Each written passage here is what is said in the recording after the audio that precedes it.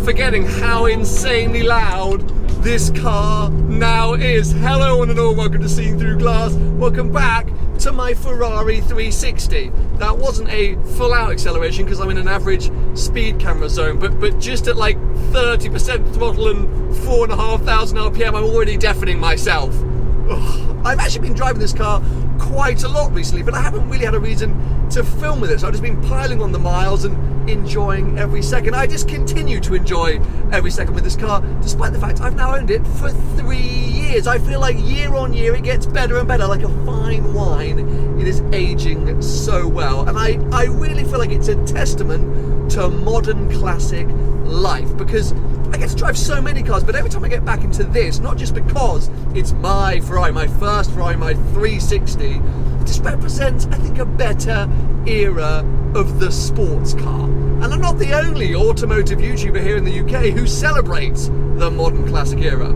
Paul Wallace, of course, owns a Lamborghini LP640. And what's quite ridiculous, he's had that car for 2 years, I've obviously had this for 3, but we've never got the cars together, despite the fact that we seem to film with each other sort of every month or every other month. I don't know why the two cars haven't met. Well, they're going to do that today, because Paul has asked me to turn up and to react to his LP640, a car that he's been finessing over the last 18 months and now feels is in a sort of perfect state. And I thought, well, what a perfect chance to bring my 360 along and basically compare the two cars, see what they've been like to live with, and basically celebrate the modern classic life.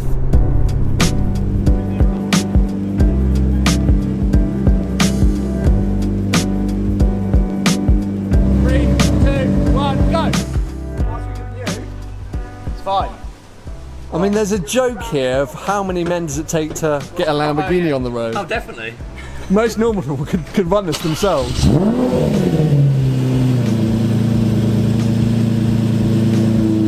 You know what they say? V12 thrills come with V12 bills.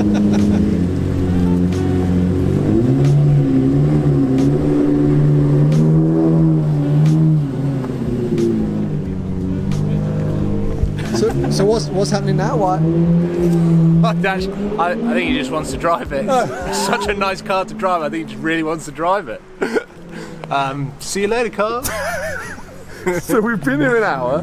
Yeah. And now somebody else is driving your car. But I'm dressed in all black. So about 2.5 hours later, and we're finally hitting the road, and oh my god, that thing is so loud. To tell the truth, I've actually been for a ride just now in Paul's LP640 for a video for his channel. So yes, if you want to see my reactions to his insane car, head over to Supercars of London. But right now, we're taking the two cars for lunch so that we can sit down and have a chat about what they've been like to live with. But the crazy thing is, despite how loud this car is, I can barely hear it over the exhaust on that LP640. It's nuts. So yes, let's open the valves just to really annoy all these people that live locally. Two insanely loud, naughty supercars. I mean, this is a sports car, isn't it? That's a supercar, but hey ho.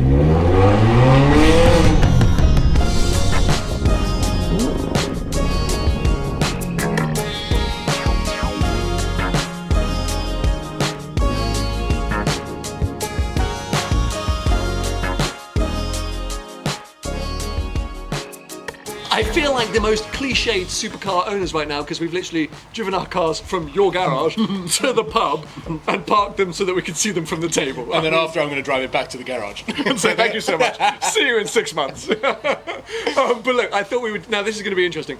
I thought we would try and do top trumps. Okay. With our two cars. Let's talk about horsepower. Okay. How much horsepower is your car? It's, what, 640. Now this is a question I had, and don't go in on me, Lamborghini fans. Is it the Murcielago LP640 or just the LP640? Murcielago LP640. Okay, it is the Murcielago. Dash 4. Hello. What was, so the last one was LP6? No, it was just a Murcielago. Ah, so that's why I get, that's... 6.2 is how I would Fine. Differentiate it. Or the worst Murcielago. The one that you just want to ignore. Yeah. Well, mine is just the 360 modern. Yeah. 0 to 60 times, like, what was 0 it? to 60 time in that, I do believe, is 3.2. Ooh, okay. Maybe less. So I think officially the 360 was like 4.2. Yeah, mine's definitely faster than yours. Oh yeah, for sure. I mean, I would assume so. The problem is I should really dyno my car now because they know they added horsepower, of course, with the exhaust, then with the ECU tune, and I've got one of the lightest specs you could get for the Modena. I'm as close, I'm just going to come out and say it, to a Challenge Stradale as you could get. So I'd be interested to see, I don't know horsepower and I don't know 0 to 60 times these days, but I reckon I'm at like 410 horsepower and 0 to 60 around 3.9. Yeah. What else could we top try? What else is important? 2 doors, 2 seats. Yeah. I mean, they're so different, but so I'm similar. pretty sure the top speed of mine is 212. I'm actually going to Google maybe top 200. speed. Yours is nowhere like near one. I want to say one. I'm going to say 168. I want to say 186. My Murcielago, if you look at acceleration times, that LP640 is quicker to 200 miles an hour than pretty much every modern supercar now.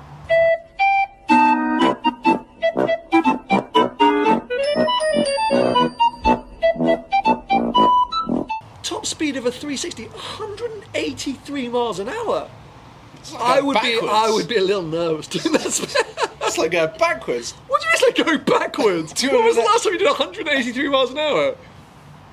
Yeah, that's what I thought. Anyway, I guess that's kind of it. We haven't really come to any conclusion or result there. Mine's better. No, definitely not. Can I just say as well, by the way, today when I floated this video idea with Paul, I said, why don't we drive each other's cars? What cool, that'll be great. And he goes, I don't want to drive your car. And he was like deadly serious and I have no interest. I mean, I prefer to look after your dog. Such a douche. But I feel like we should now at least take the cards out. Yeah, why not? Have a relaxing lunch and stare at them, because that's what it's all about. First time the two cars have been together, the first time we're going to be driving them together. They are both insanely loud. And I did touch on the fact that yours is much louder, which means we kind of need to get out of any towns and villages, I think. Absolutely, before the police get called. Yeah, exactly that. Right, drink up.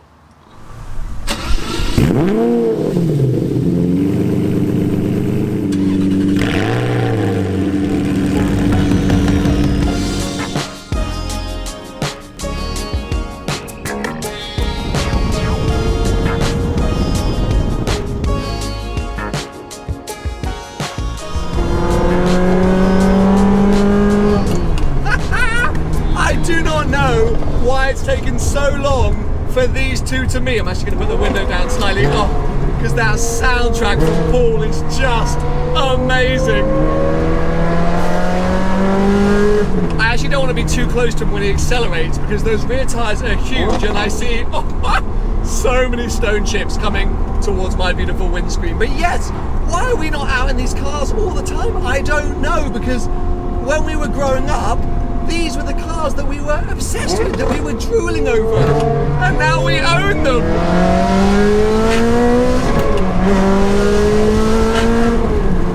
You know what, as good as Paul's car sounds, I still think mine sounds better. His downshift sounds better, but my car sounds better. It is just so cool. You know, the thing is, I've kind of been quite rude to Paul over the years since he bought that thing. I've called it a bit of a hunk of junk and I've been like, oh mate, come on, like, do you even really enjoy it? But seeing him today, seeing that car in its state that it is right now, it just makes sense. He seems so at one with the thing. It's kind of the perfect car for Paul. It's so loud, it looks insane, but it's surprisingly comfortable. That's the one thing I couldn't believe. When we went out in that car for the video that's going live on his channel, I was blown away at like how much of a cruiser it is, weirdly, but also a sledgehammer cruiser. And I just want to keep driving these cars. Now I want to take them for miles and miles and miles and just keep going and celebrate the era of supercars that we loved, that we were obsessed with, and we now own. It's so special. It's such an amazing moment. And I remember, you know what, going down to Monaco a few years ago, me in this 360 and Paul in a C63 he owned at the time, and him seeing me descend into Monaco in my Ferrari for the first time.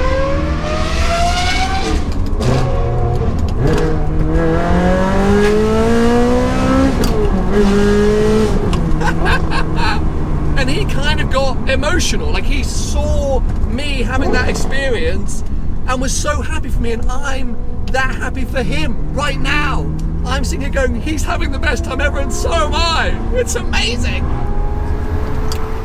We're going to have to shout because, as you can see, we've pulled over just by a roundabout, but there is a reason for that. First, I want to say, do you not just want to just keep driving these cars to like the south of France? Yeah. I mean, honestly, I'm like, why have we not done this before? And why today is it just a bolt-on to a video that you're filming? I know. So it's lasting about 10 minutes. I know. What a fail. I honestly don't feel like cars could get much better than this right now. No, like I've literally been driving this with a massive smile on my face, just desperate to do more miles. The reason we pulled over by this roundabout and we are shouting at you is because I can't think of many other places we can get away with a rev battle, which I'm assuming is why kind of most of you have tuned into this video, because in our minds, both of our own cars sound, well, they're the best sounding cars in the world. I think this is the best sounding car in the world, and you think that is. So there's really only one way to decide, which is to rev both and let you choose. So we're going to do that, and then we're going to get the hell out of here. So I think once we do this rev battle, well, the police are going to come imminently. So yes, I'll go first.